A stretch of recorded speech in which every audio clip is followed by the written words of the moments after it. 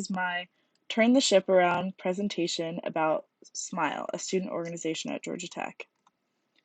So today we'll talk about what is SMILE, how it currently operates, the goals according to Turn the Ship Around according to David Marquet's book, the obstacles toward these goals, and then action steps that can be presented to the organization, followed by references. So, as a general overview of SMILE, SMILE stands for Spreading Messages in Love and Encouragement. It's a pretty new organization established just in spring of last year with the mission of spreading positivity and encouragement to uplift the entire Georgia Tech community. So, we have a leadership team that includes a president and executive vice president, followed by 4 mostly internally focused VPs, and then 4 teams of mostly externally focused committee directors, which is actually my role in the organization. And they work directly with general members to plan initiatives in each of their categories. Team meetings occur between leadership team weekly, committee meetings happen weekly, and then bi-weekly general meetings for the entire membership of the organization. So here's sort of a general organizational chart of our leadership team. We have a president who's elected, who's the primary external head of the organization, and then an executive vice president who's sort of the internal head of the organization.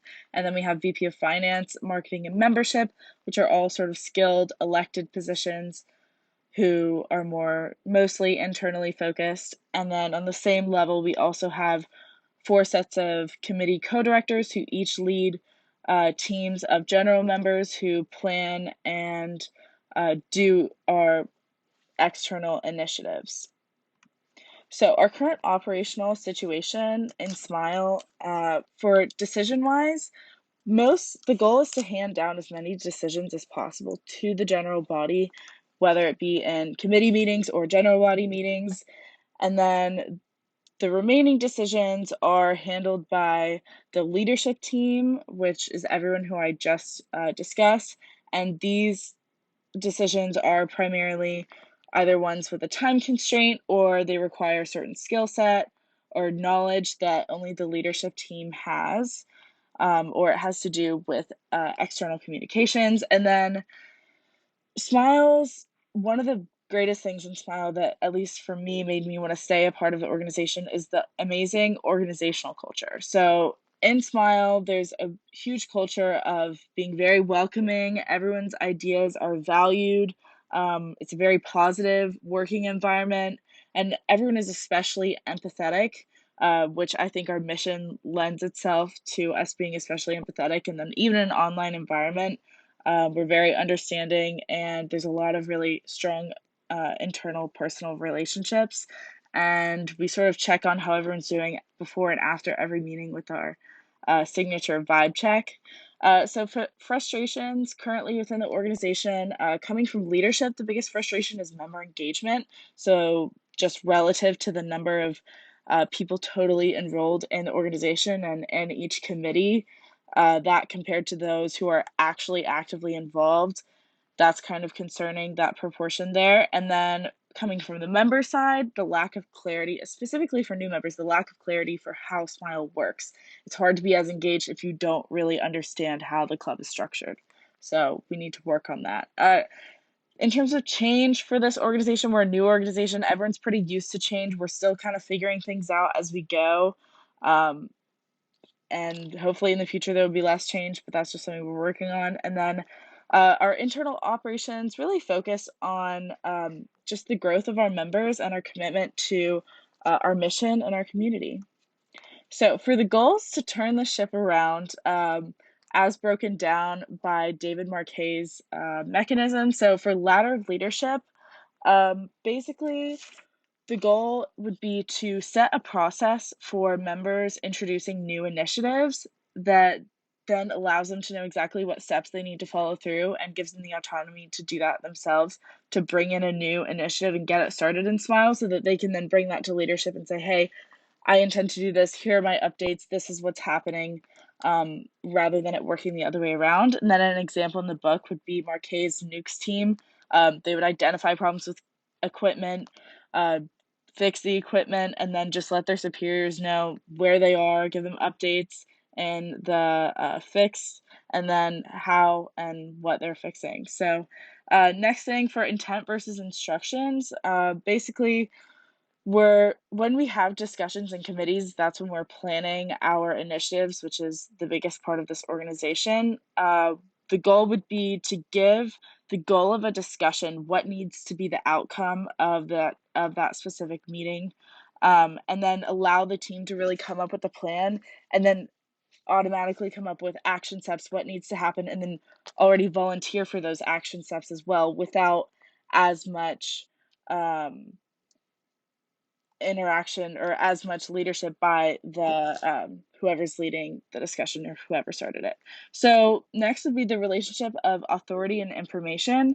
When basically for this, when as I just discussed in committee meetings, we're having these discussions to plan out our initiatives. The goal would be for committee directors to give all of the necessary information possible to make these decisions to the entire team so that everyone understands what's going on and they have everything they need and they can use their own experience to help come up with a solution or a plan. And then just really letting the committee proceed based on their own experience. So we're really bringing the information and the decisions all the way down to the general members. So for the example in the book here, Marquet, he doesn't speak up with a known solution when working in the control room. He just allows the team on watch to discuss and learn it for themselves. So moving on to fixing people versus the environment, I think in Smile we have a really strong environment. So I think the goal here would be to keep our culture of checking in on each other and with our post-meeting vibe checks and pre-meeting just casual conversations, making sure everyone's really doing well outside of the organization. Just like and Turn the Ship Around, Marquet he has empathy and compassion for his team, and he really cares about the personal lives of the submariners, just like he prioritizes their leave for family matters. So moving on to curiosity and dissent, I think that the goal here for Smile would be to encourage more dissent in our discussion. So basically, just have dissent regularly included in our team discussions when we're trying to figure out, the best path forward rather than just going with the most obvious one potentially presented by whoever started or is leading the discussion. And then just extending the psychological safety that we already have in discussing people's personal lives and extending that to club matters, making sure that, everyone feels like they can really speak up. So just like on Santa Fe, the officer of the deck points out the captain's incorrect assumption of direction. So he felt safe enough to have dissent, and that's what our goal would be. So finally, acting your way into right thinking.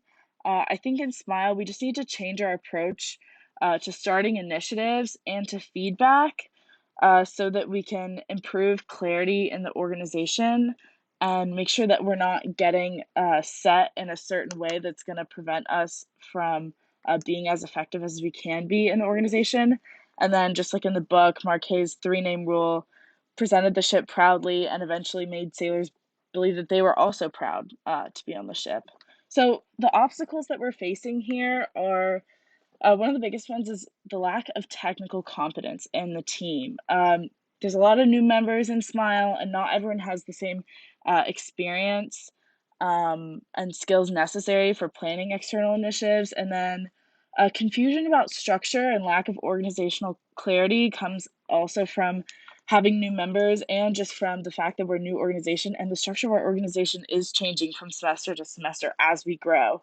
And then we've also grown up in the midst of a pandemic. I mean, Smile's mostly only been around during COVID, so learning to adapt to a non-COVID focused environment may be a challenge for us. And then finally, people not contributing to discussions is another obstacle that we really need to work on to overcome. So for turning the ship around, our action steps really have to be asking for and checking for dissent. And, when you get that, then curiously asking why or what the team sees to really come to the best solution.